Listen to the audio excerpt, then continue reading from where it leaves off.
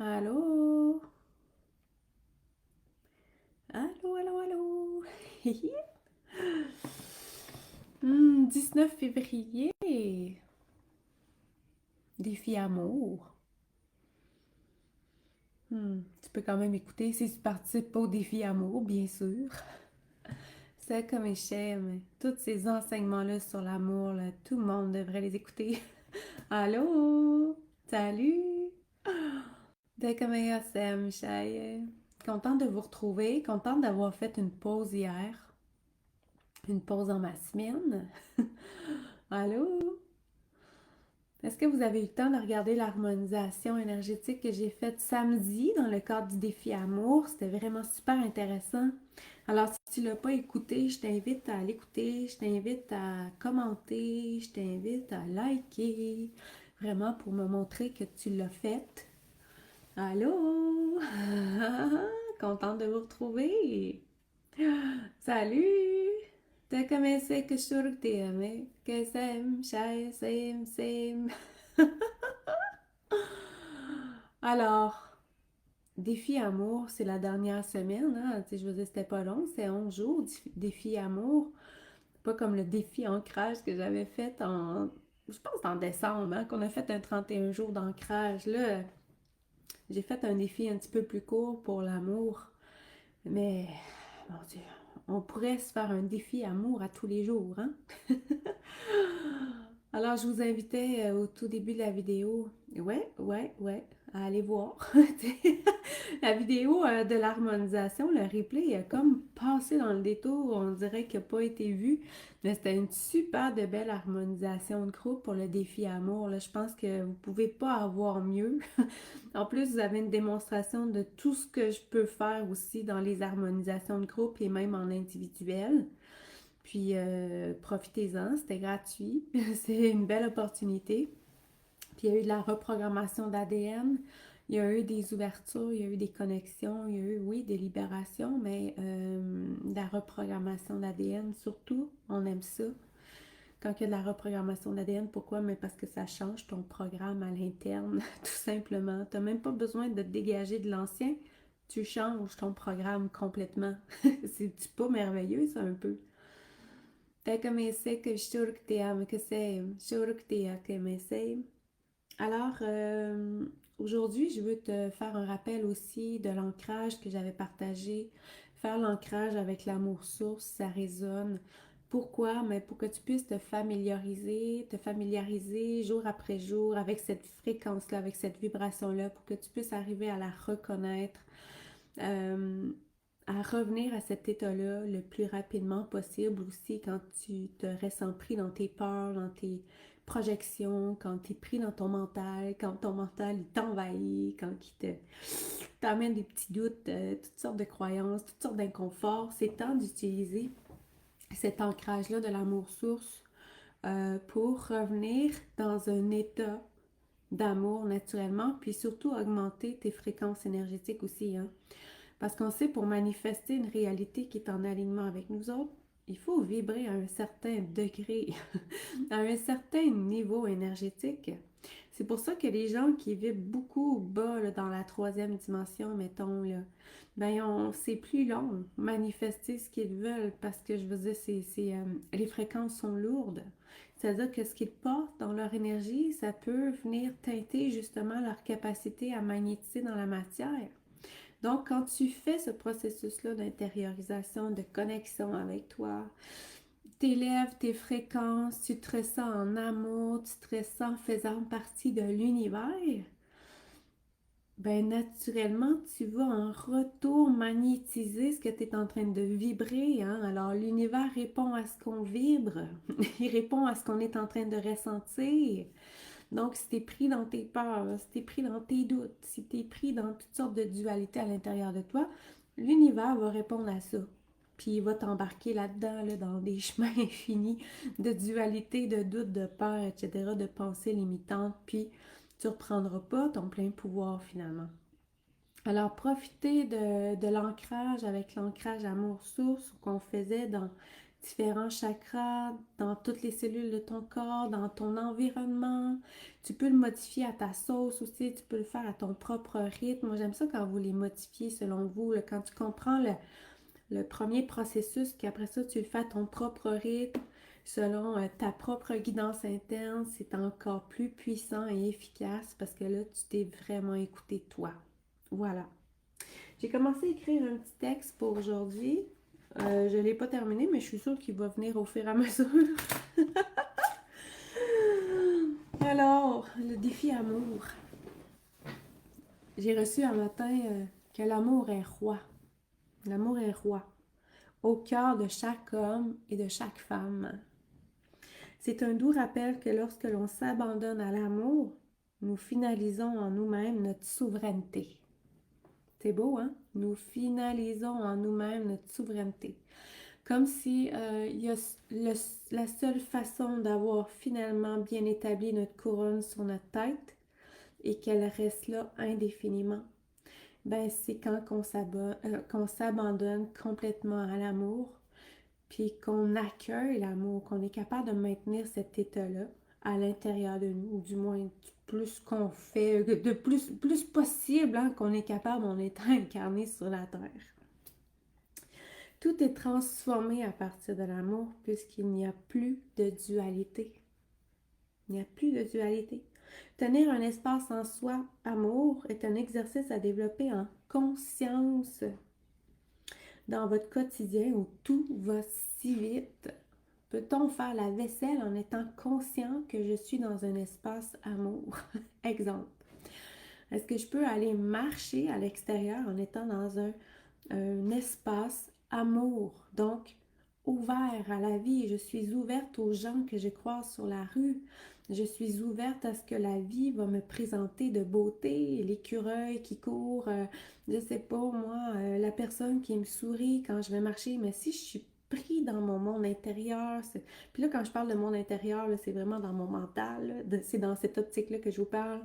Si je suis pris dans mes prisons à l'intérieur de moi, je ne suis pas ouverte à ce que la vie a à me présenter non plus. Hein? Vous savez c'est quoi être dans le mental. Hein? Vous le savez, je sais que vous le savez, vous l'expérimentez. Ou vous l'avez beaucoup expérimenté dans une période de votre vie. Puis vous savez, il faut être alerte parce que des fois même, on a l'impression qu'on n'est pas dans notre tête, mais on est dans notre tête. Ça vibre pas pareil, là. Être dans notre tête, être dans le cœur, ça vibre pas du tout de la même espace. De là qu'il faut être alerte, puis de là que je t'invite dans les prochains jours à être alerte. Quand je fais les choses, est-ce que je les fais à partir d'un espace cœur ou je les fais encore par forme d'obligation? Est-ce que je me lève encore de ma chaise en me disant faut que j'aille faire la vaisselle parce que là la vaisselle n'est pas faite, ça n'a pas d'allure, s'il y a quelqu'un qui arrive, il va dire que je suis malpropre, que je suis... Ça, c'est de l'obligation. Est-ce que tu fais les choses à partir d'un espace amour? Ou tu fais encore les choses à partir d'un espace où tu es conditionné à le faire parce que c'est comme ça que tu es supposé de le faire. J'ai même publié un texte ce matin qui parlait de ça. Même nos routines spirituelles peuvent devenir des prisons dorées dans lesquelles on s'installe. Hein? Si je me lève le matin puis j'ai l'élan d'aller marcher tout de suite en me levant, mais que je me dis, oh mon Dieu, j'ai pas fait mon ancrage tout de suite, c'est terrible. Puis que là, je commence à me taper sur la tête, je ne suis pas dans l'amour, là, je suis pris dans des conditionnements. Tu peux te lever le matin, tu peux préparer ton café en conscience, tu peux t'asseoir à ton comptoir, tu peux écrire. C'est déjà un processus d'ancrage. Tu peux écouter de la musique qui t'allume, qui t'amène dans ton essence à toi, qui t'amène à vibrer à des degrés tellement hauts que tu es naturellement dans un processus d'ancrage. Mais si tu as une routine d'établie d'une demi-heure, tu te lèves, c'est ça qui est ça, puis là, c'est le temps que je fasse ça, puis t'es pas dans la fluidité de l'amour, t'es pas dans le courant de l'amour, t'es dans des structures encore dans lesquelles tu t'es établi puis que tu penses que c'est comme ça que tu dois être. Puis tu vas te taper sur la tête quand tu le feras pas. Développer notre autonomie, ça fait partie de ça aussi d'un processus évolutif, c'est-à-dire que par amour pour moi, ou par amour pour la vie, ou par amour de tout, je sais pas, j'apprends à développer ma propre autonomie, à écouter mon intuition, à écouter ma voix intérieure. C'est là que la souveraineté, elle apparaît, parce que je suis maître de moi. je suis maître de ma vie et j'écoute surtout mes élans intuitifs, mais de moins en moins ma raison. On le sait, la raison nous emprisonne. Mes élans intuitifs qui viennent de mon cœur, qui viennent de mon essence, qui viennent du flot de la vie, qui viennent de l'univers, nommez tout ça de la façon que vous voulez. Ça vient d'un espace illimité. Ça vient d'un espace illimité. Puis quand on est dans ce flot-là, on sait que ce qu'on est en train de faire dans l'instant présent est exactement dans l'alignement de ce que ça devait être. Exactement dans l'alignement de ce que ça devait être. Il ne pouvait pas y avoir d'autres possibilités pour soi en cet instant précis. Si toi, tu tripes en train d'écrire, puis que tu es vraiment là, en parfait alignement avec toi, c'est-tu pas extraordinaire? Ça vaut tous les ancrages du monde. Surtout si tu es pleinement présente à toi. Hein? T'es comme un chour que tu es, mais ça, je veux vraiment vous ramener là-dedans, là, à l'amour de soi, puis être dans des états d'amour, c'est déconstruire toutes les prisons, les structures, tout ce qu'on a édifié qui nous emprisonne, qui nous amène à vivre de la culpabilité au quotidien. Est-ce que tu te sens encore coupable par moment, par exemple, de te reposer? Est-ce que tu te sens coupable par moment de ne pas être en train de faire quelque chose? Est-ce que tu te sens coupable par moment de t'intérioriser? Parce qu'il y en a qui vivent ça aussi.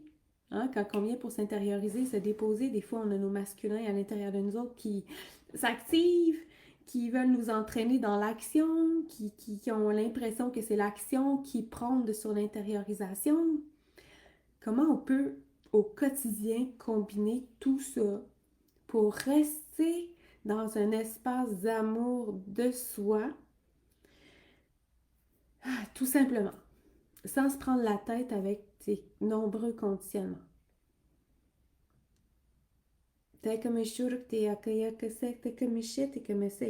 Alors, s'observer, s'entendre, discuter avec soi-même, se voir soi-même, se propulser, s'ouvrir à d'autres possibilités.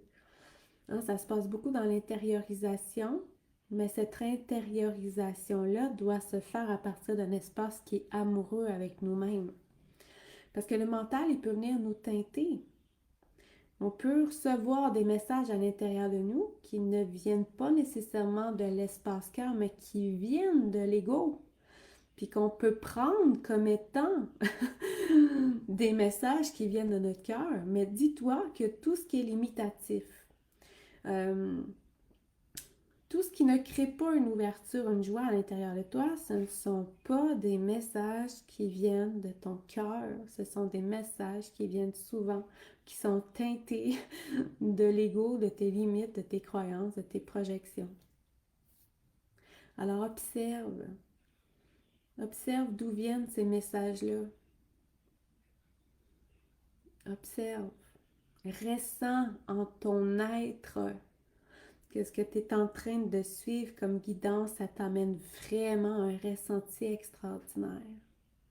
Que ça t'amène vraiment dans des espaces illimités de toi, que ça t'amène à explorer l'être divin que tu es. Parce qu'on sait là, que comme humain, on voit avec beaucoup de facilité nos limites, nos peurs, ce qu'on n'a pas encore acquis, ce qu'on croit qu'on doit être. Mais ce qui est derrière ça, là, dans la couche en dessous de ça, là, si j'arrive à mettre mon emphase continuellement sur l'être divin que je suis, naturellement, je vais être dans des espaces d'amour pour moi. Naturellement, jour après jour, je vais être dans des espaces d'amour pour moi. Tout simplement parce que mon focus, mon attention, ma concentration est mis là-dessus.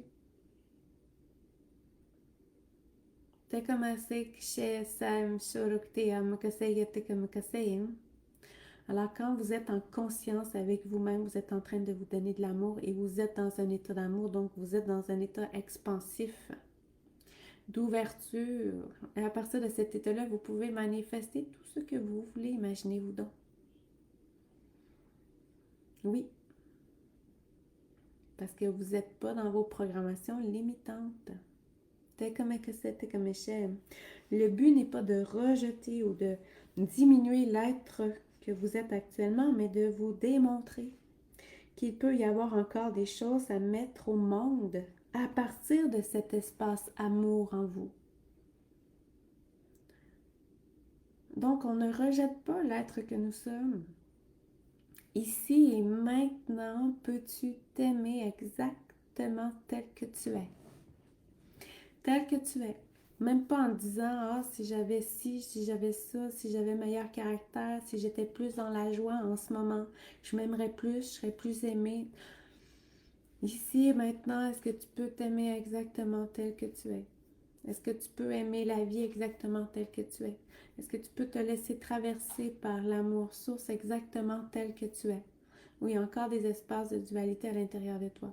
Où tu as l'impression que tu ne mérites pas, que tu as l'impression que tu dois faire autrement, que tu ne peux pas t'accueillir à travers tes émotions. Est-ce que tu peux t'aimer même quand tu es en colère? Est-ce que tu peux t'aimer même quand tu es dans la tristesse? Est-ce que tu peux rester complètement unie à toi et présente à toi lorsque tu vis quelque chose qui te semble difficile? Il y a beaucoup de clés dans ce que je vous partage en ce moment. Maintenir une présence aimante à vous en tout temps. Vivre à partir d'un état d'expansion, d'ouverture lorsque nous sommes dans des états d'amour. Puis là, c'est attention, là, être dans des états d'amour, là, ça veut pas dire que je suis dans une perfection, là. Hein? On ne veut pas être dans la perfection. La perfection, c'est encore des jeux de l'ego. On peut très bien s'aimer quand on est souverain, quand on est solide devant quelqu'un, quand on s'affirme. On peut très bien être dans l'amour à travers cet état dans lequel on incarne, qu'à travers l'état dans lequel on est dans la douceur. L'un ne vaut pas plus que l'autre. On a tellement de conditionnement, on a tellement de dualité à l'intérieur de nous. Il faut être constamment alerte et conscient. À partir de quel espace je suis en train de faire des choix actuellement? À partir de quel espace je suis en train de vivre, d'expérimenter ma vie ici et maintenant?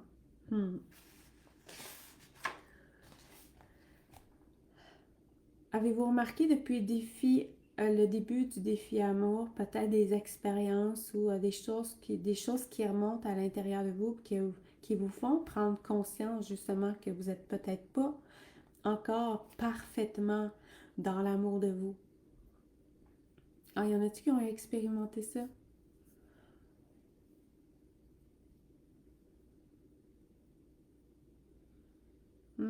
C'est comme un cliché, mais c'est, hein. Des fois, ça peut être des petites pensées de ah, j'aurais pu faire ça autrement ou j'aurais pu dire euh, ça sur un autre ton ou ah, j'aurais pu.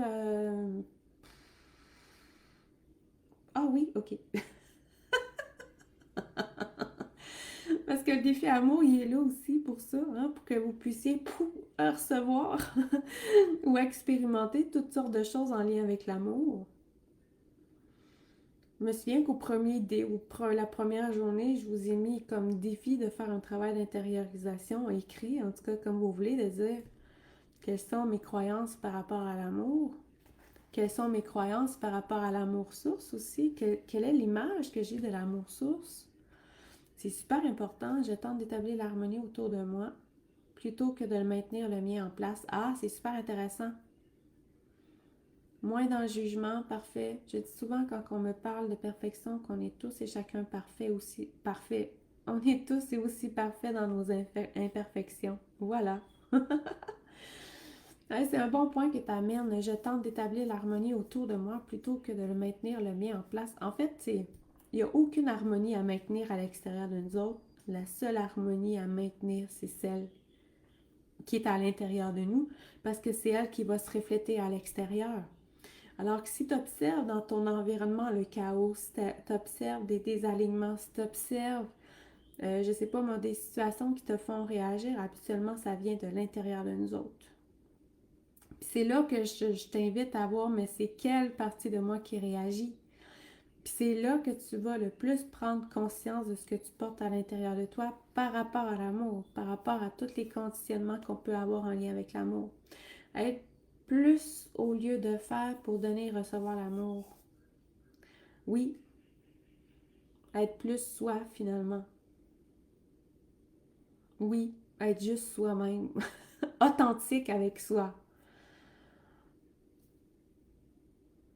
Naturellement, là, lorsqu'on est dans un état d'amour, on vibre l'amour.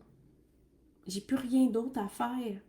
Je n'ai même pas à donner ou recevoir parce que je suis dans un état d'ouverture. Je suis dans un état où naturellement je vibre l'amour. Je suis dans une harmonie, je suis dans un bien-être. J'observe les autres en étant ouverte à ce qu'ils sont, en étant moins dans le jugement, en arrivant à percevoir la globalité de ce qu'ils peuvent être aussi au-delà de l'humain que je vois du premier abord. Hein?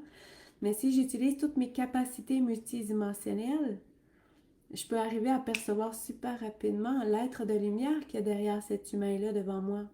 Je peux percevoir la globalité de l'expérience que nous sommes tous en train de vivre ou d'observer qui nous crée des fois des dualités qui sont complètement différentes d'une personne à l'autre. C'est ça qui est fascinant. Pour ma part, c'est de croire que ce n'est qu'en aidant les autres que je suis aimée. Ah, c'est intéressant, c'est fascinant. Oui, oui, oui, oui, c'est à wouhou! C'est une belle croyance. Oui, oui. Je comprends ce que tu veux dire. Moi, enfant, là, j'étais celle qui faisait beaucoup pour être vue, pour être considérée. Tu sais, les tâches ménagères, par exemple, prendre en charge la maison pour soulager ma mère, soulager mon père qui travaillait beaucoup, nanana, nanana. Finalement, ça m'a pas plus accordé d'amour. Tu sais, je me souviens des commentaires vraiment assez drastiques de mon père qui disait que je faisais rien de ma journée. Je faisais rien de ma journée. Mais il arrivait dîner, puis son dîner était prêt. Son souper, souvent, il était fait. Son lavage était fait. Mais pour lui, je ne faisais rien de la journée, vous comprenez? Alors, j'ai grandi avec ça, moi aussi, en disant que j'en fais pas assez, que ce que je fais ne sert à rien, ne me rapporte pas parce que je ne suis pas plus vue, pas plus aimée. Donc, ça, c'est souvent des parts de moi qui reviennent. Parce que cet être-là, cette partie-là de moi blessée est encore là, est existante.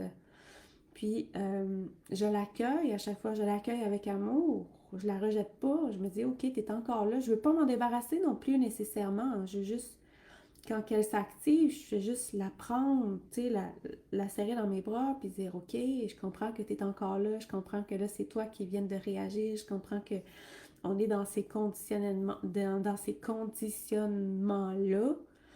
Puis c'est là que j'utilise mon point zéro aussi pour dire, OK, même si je vis ça, même si je suis encore attachée à cette partie-là de ma vie, je peux être libre et souveraine ici et maintenant à travers ça. Même si j'adhère encore que j'en fais pas assez, que je suis invisible aux yeux des gens, j'ordonne de m'établir avec souveraineté au cœur de moi-même et au cœur de ma mission. Ouais, ce qu'on fait pour les autres devient banal et acquis. Ouais, et la colère se pointe lorsque je tente de mettre des limites saines qu'on ne semble pas considérer. Mais c'est bon, c'est un processus normal. C'est un processus normal, la colère. Oui, parce que la colère, elle va se manifester quand on a un besoin qui n'est pas écouté de nous-mêmes, donc faire respecter nos limites, se passer en priorité. C'est beaucoup de l'insatisfaction, la colère. Moi, la colère, j'ai beaucoup connu ça. Je te dirais que des fois, je la connais encore. Dès que je me sens débordée, dès que je me sens envahie, dès que j'ai l'impression que tout m'amène vers l'extérieur de moi, ça va être la colère qui va venir. Pourquoi? Ben parce que je ne suis pas en train d'écouter mon besoin puis mon désir actuel. Sauf que j'apprends à travers la colère à rester présente à moi, à dire ok, je reste présente parce que des fois, dans des processus émotionnels, on a tendance à se couper de soi. Mais là, ce que je t'invite à faire, c'est reste présente à toi. Aime-toi, même si tu es en colère, même si tu es insatisfaite de toi, par exemple. Parce que finalement, c'est moi qui ne m'écoute pas, c'est moi qui ne me priorise pas, c'est moi qui n'a pas dit ce que je voulais faire dans l'instant précis. C'est moi qui n'ai pas écouté mon intuition, par exemple. Parce que moi, ça m'arrive encore là, de ne pas écouter mon intuition. Puis après ça, de me rendre compte que j'aurais dû l'écouter parce que là, ça m'aurait sauvé du temps. Ou en tout cas, ça aurait sauvé un conflit à l'intérieur de moi. Alors, je vous invite à observer ça dans les prochaines journées, là. Est-ce que je peux rester présente à moi quand je suis dans ma tête? Est-ce que je peux rester présente à moi quand je suis en émotion? Est-ce que je peux rester présente à moi même si je suis en colère, même si je suis insatisfaite? Est-ce que je peux rester présente amoureusement à moi dans toutes ces parties-là de moi blessées encore? Qui sont là puis qui existent, puis c'est correct. Moi, je me dis tout le temps, mais ces parties-là qui existent en moi, il y a l'autre côté qui vient se balancer, c'est-à-dire la personne qui est super confiante, la personne qui est souveraine, la partie qui est, mon Dieu, qui a du guts puis qui avance dans la vie, vous comprenez? Me choisir en priorité, oui. C'est moi qui rendais légitime à mes propres yeux, toujours. C'est toujours nous autres, hein. Finalement, ça vient toujours de nous autres. Tu sais, il y a un petit adage qui dit que ça vient toujours des parents. Moi, j'ai tendance à dire ça vient de moi. J'ai arrêté de dire c'est à cause de mes parents si je suis ici, j'étais à ça, ou en tout cas la cause de la mère, ou peu importe. Tu sais, à un moment donné, on a toute la capacité d'évoluer, de continuer notre chemin, de grandir à travers ça. Hein? Te comme que shete comme sur que te comme shay sem share te comme que so et que la shete comme que c'était que shete me. On m'emmène à un livre, ça sera pas long. Chicken, présence, essence, ancrage. Je sais pas pourquoi on m'emmène à ancrage. Attendez-moi 2 secondes. Il doit y avoir un message là-dedans que je dois lire. On va savoir 1, 2, 3, 3, 3, 3, 3, 3. Ok, pourquoi qu'on s'en va là-dedans? Je vais vous lire ce que je viens de sortir. En tout cas, c'est un message pour le groupe, puis je vais vous lire exactement comme que c'est écrit dans le livre, ok? Ça parle de la coexistence. Donc, la coexistence est l'existence simultanée, la tolérance de 2 états très différents. Elle leur permet de vibrer à des taux vibratoires qui n'ont pas la même fréquence sans qu'ils ne se confondent l'un avec l'autre. La multiplicité des mondes parallèles qui coexistent peut former une tonalité harmonique lorsqu'ils coexistent dans le même espace. Encore une fois, lorsqu'elles vibrent simultanément dans un même espace, leurs fréquences produisent une 3e tonalité harmonique qui se superpose aux 2 premières. Elles occupent le même espace sans perdre l'intégrité de leur fréquence. Il ne faut pas que les éléments qui sont en 3e dimension, par exemple, glissent dans une autre dimension ou que les énergies de l'une entrent dans celle de l'autre. Il faut plutôt qu'elles puissent coexister sans perdre leur identification unique. L'existence simultanée de 2 univers doit se faire sans jugement de valeur. Aucun des mondes n'est meilleur que l'autre. C'est une question de choix et de préférence selon le plan essentiel de notre expression individuelle. C'est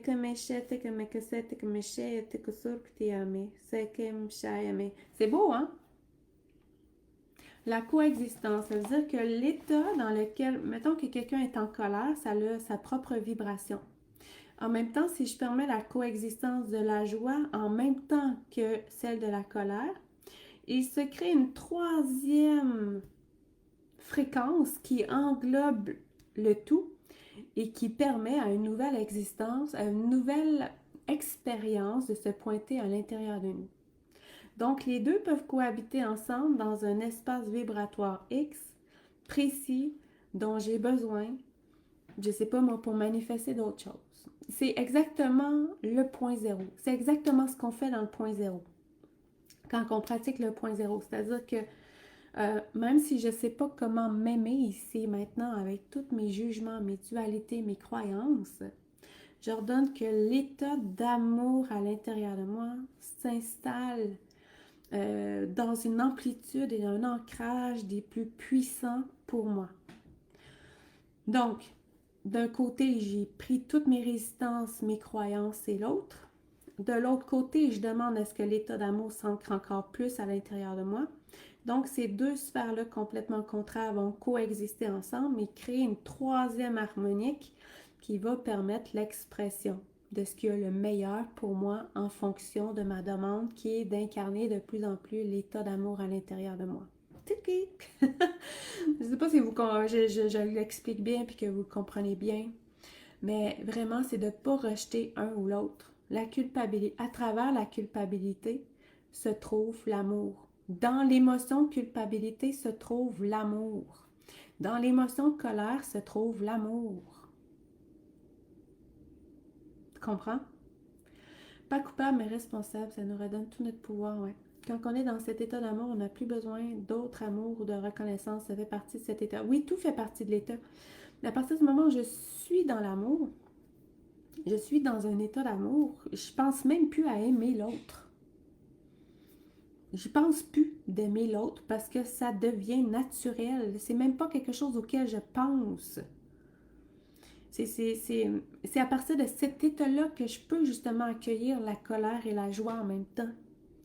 Et sans dire, parce qu'on a tendance comme humain à dire, mais je peux vivre qu'un état à la fois, mais c'est faux. Parce que là, le temps qu'on est en colère, on est concentré sur la colère, hein, puis on a l'impression qu'on n'est pas correct d'être en colère, par exemple. Mais c'est faux. À travers cette colère-là se trouve aussi l'amour. L'amour de moi, par exemple. Puis je peux. Mhm. Je peux être deux états à la fois à l'intérieur de moi, pas juste un état. Donc, tu n'es pas que colère. Retiens ça quand tu vis des émotions.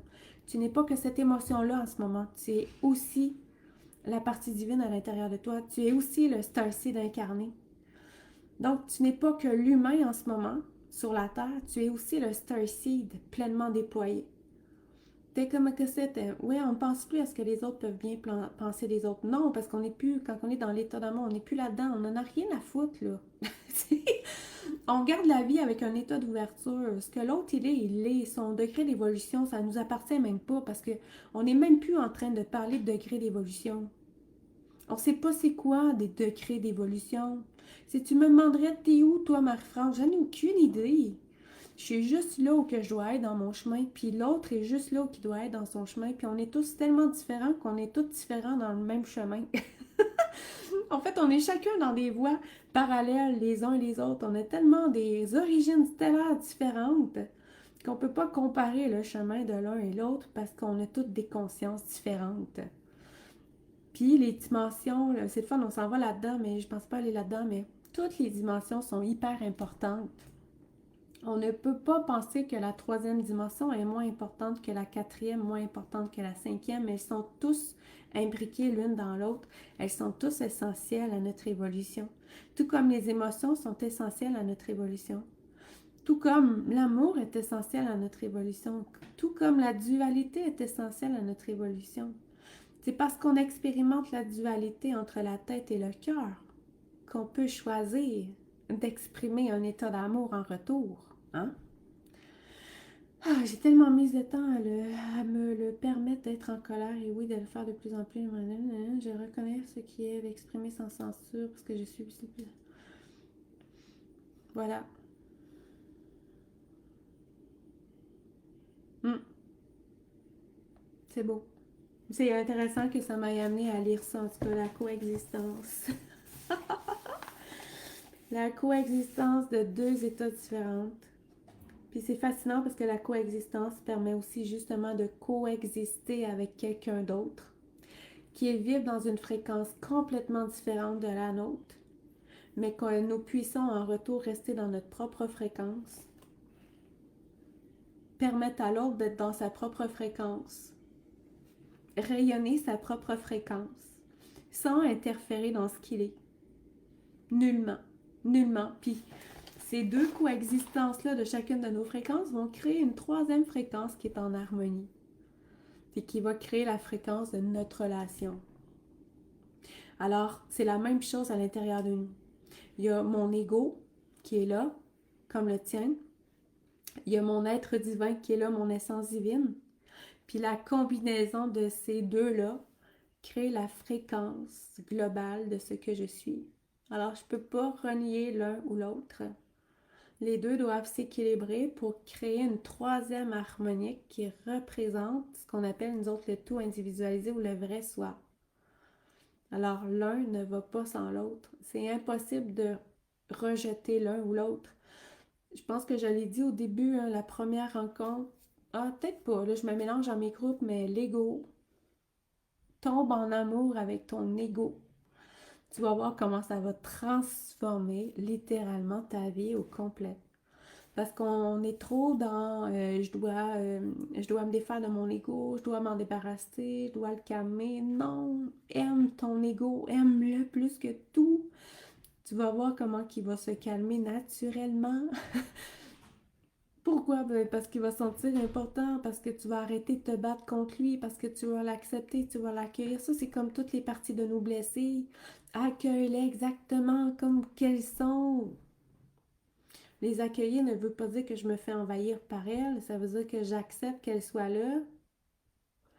Tout simplement, j'accepte qu'elles fassent partie de mon être, que c'est des ingrédients qui me constituent, mais j'accepte aussi qu'il y a des parties de moi qui viennent faire contraire, qui viennent s'opposer, puis qui peuvent coexister en même temps, puis que je peux choisir en retour d'être parfaitement bien en alignement avec ce que j'ai le plus top à incarner ici et maintenant sur la Terre.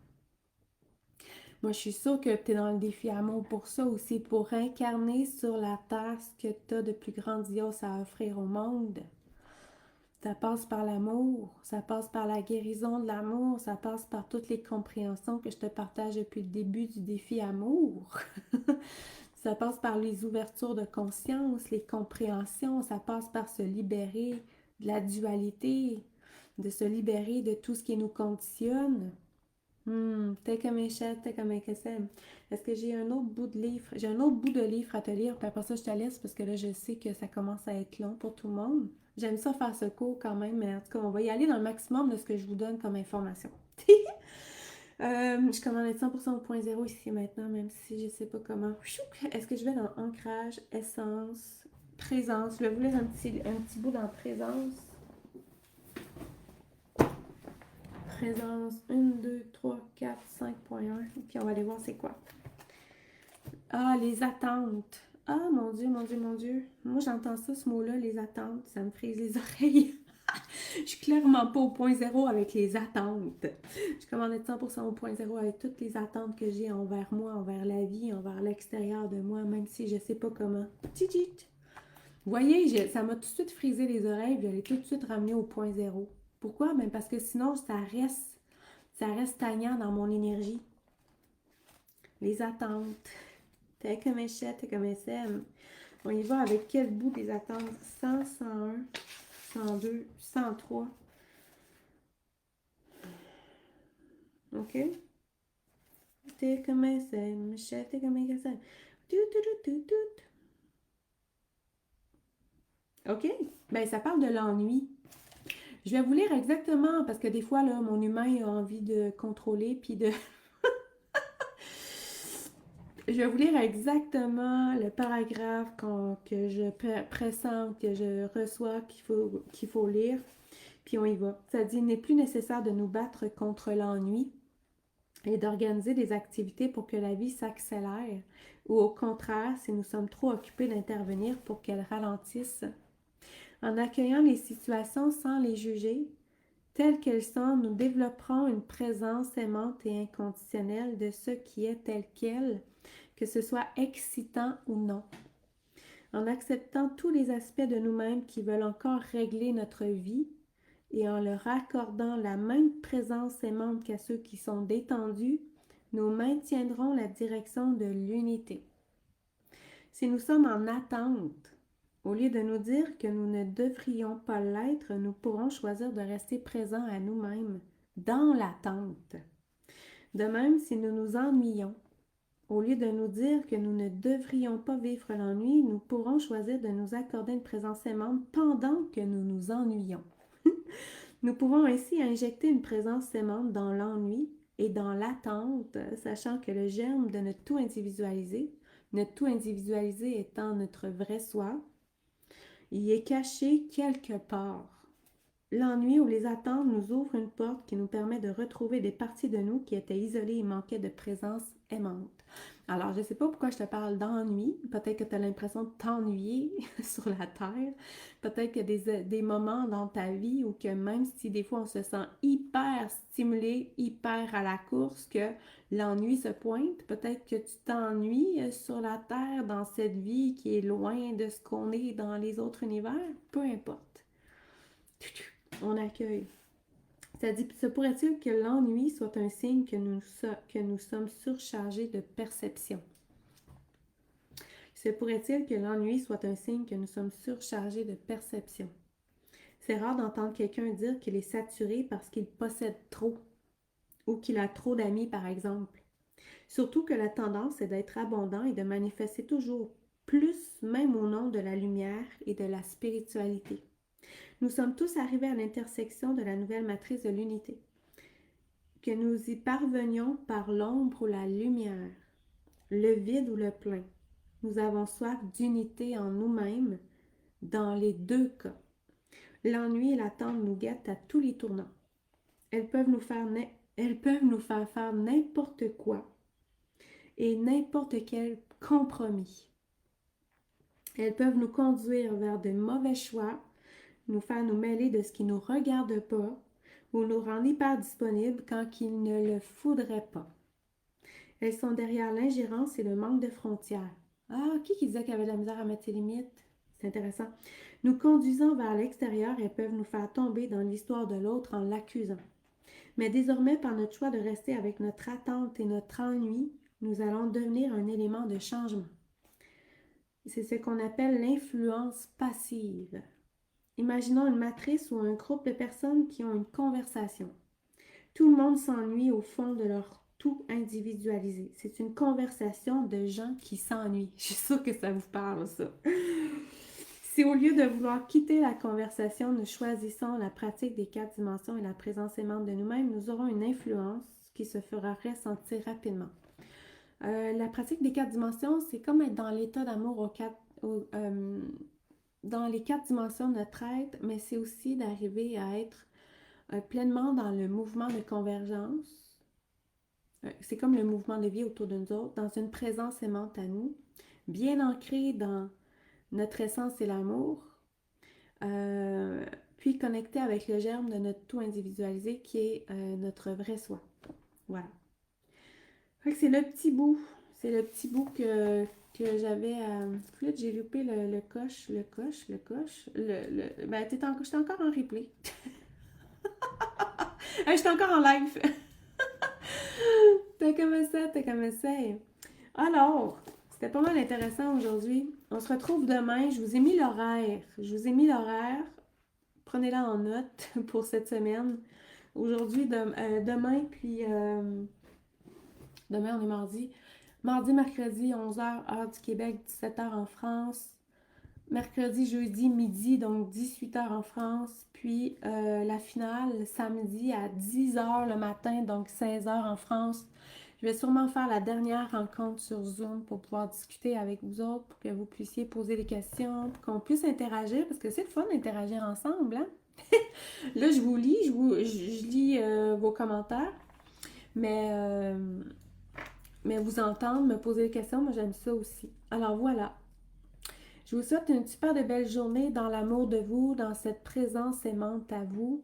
Je vous encourage à poursuivre l'ancrage avec l'amour source. Je prends le temps aussi de vous dire que j'ai des offres actuellement sur mes accompagnements en individuel. Vous savez comment j'aime vous accompagner en individuel, puis que j'offre plus vraiment le service d'accompagnement à la carte, les séances, parce que j'aime offrir vraiment un service de qualité. Puis à travers ce service de qualité-là, c'est là que vous vous transformez le plus rapidement.